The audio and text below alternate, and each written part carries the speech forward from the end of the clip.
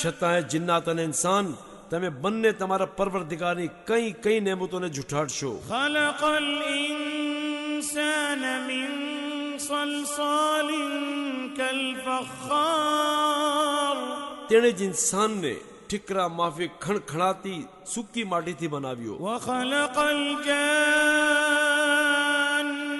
Min મારિજિન min નાર, અને જિન્નાતને અગ્નિની જવાળાથી બનાવ્યો. ફબિઅય્યિ આલાઇ રબ્બિકુમા તુકઝિબાન,